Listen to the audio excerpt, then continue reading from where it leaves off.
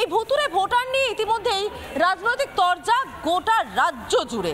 মমতা বন্দ্যোপাধ্যায় কর্মী সভায় বার্তা দেওয়ার পর এবার কোচবিহারের তৃণমূল জেলা সভাপতি তিনিও ভুয়ো ভোটার নিয়ে মুখ খুললেন। কি বললেন তিনি, শুনুন।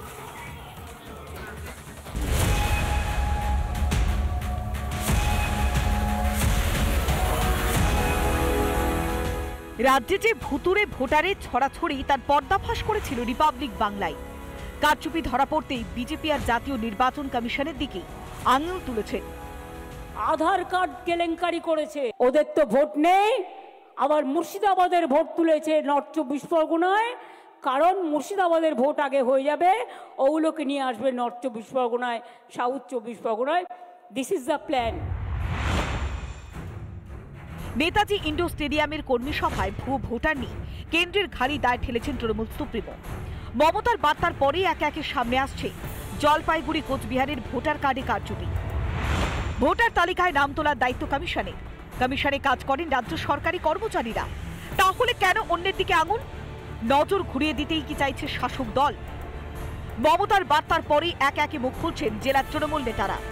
এটাও কি খেলা ঘুরিয়ে দেওয়ার চেষ্টা? না হলে কেন এতদিন এই বিষয়ে মুখ খোলেননি জেলার তৃণমূল নেতৃত্ব? একটা বড় রকমের একটা চক্রান্ত চলছে এবং এরা কি করবে, এই ভোটাররা কিন্তু এখানে ভোট দিতে আসবে না। এদের লক্ষ্যটা হচ্ছে ওখানকার ইউপির যে লোকাল বিএলও তাকে দিয়ে কুচবিহারের ভোটারের নামটা কেটে দেবে। ভুয়ো ভোটাররাই মমতাকে ক্ষমতায় এনেছে দাবি কোচবিহারের বিজেপি নেতৃত্বের।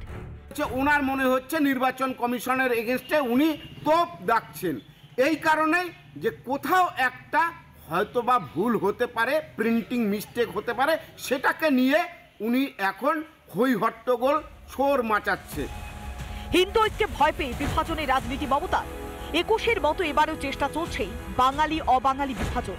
শাসক দলের এই খেলায় কি করে এক পেশে জয় পাবে শাসক দল, নাকি এবার জয় ছিনিয়ে আনবে বিরোধী শিবির? রিপাবলিক বাংলা চেষ্টা করবো। অঞ্জলা, ঠাকুরনগরের যে প্রান্তে তুমি আছো সেখানে মতুয়া সম্প্রদায়ের মানুষ তারা মমতা বন্দ্যোপাধ্যায়ের এই মন্তব্যে কি বলছেন?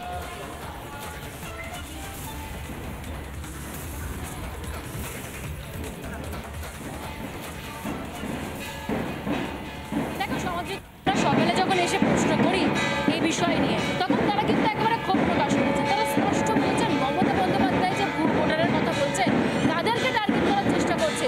মমতা বন্দ্যোপাধ্যায় যে মতুয়াদেরকে হাতে রাখার কথা বলছেন সেই মমতা বন্দ্যোপাধ্যায়কে উল্লেখ করে তারা বলেছেন কি করেছে তার সরকার মতুয়াদের জন্য। আর এই জায়গা থেকে মতুয়াদের কথা যখন আমাদের টিটক শোনালো, তারই পাশাপাশি এখানকারই বিধায়ক স্বপন মজুমদার আমাদের সঙ্গে রয়েছেন, বিজেপি বিধায়ক। আচ্ছা স্বপনবাবু, আমরা একটা পরিষ্কার জানতে চাইব, মতুয়ারা আজকে পাল্টা প্রশ্ন করছেন মমতা বন্দ্যোপাধ্যায়কে। ভুয়ো ভোটারের কথা আপনি যেটা বলছেন সেই জায়গায় মতুয়াদের জন্য কি করেছে সরকার? একদম কিচ্ছু করেনি। একটা মতুয়া পরিষদ গড়েছিল, তাতে 10 কোটি টাকা দিয়েছিল, সেই 10 কোটি টাকা টিএমসির নেতারা সব ভাগবটরা করে খেয়ে নিয়েছে। একটা জায়গা দেখাক সেই টাকায় মতুয়াদের কোনো মন্দির, কোনো ট্রাস্ট, কোনো জায়গায় কোনো উন্নয়নমূলক কাজ করেছে? কিচ্ছু করেনি। যদি মসজিদে মাদ্রাসায় উন্নয়ন প্রকল্পে টাকা দিতে পারে রাজ্য সরকার, কেন আমাদের এই মন্দির বা বিভিন্ন ট্রাস্টে টাকা দেবে না? রাজ্য সরকার মাদ্রাসার মসজিদগুলোতে দিচ্ছে, কিন্তু হিন্দুদের মতুয়াদের মন্দির বা অন্য অন্য আমাদের কৃষ্ণ মন্দির, কোনো যে মন্দিরই হোক, বিভিন্ন মন্দিরে কেন কোনো মতুয়াদের জন্য আদতে কিছুই করেনি রাজ্য সরকার, এবং সেই ক্ষোভটাই কিন্তু বারবার মতুয়াদের কাছ থেকেও আমরা শুনতে পাচ্ছি। একই সঙ্গে নানা ধরনের কন্টেন্ট দেখার জন্য লাইক করুন, শেয়ার করুন আমাদের ফেসবুক পেজ, সাবস্ক্রাইব করুন আমাদের ইউটিউব চ্যানেল।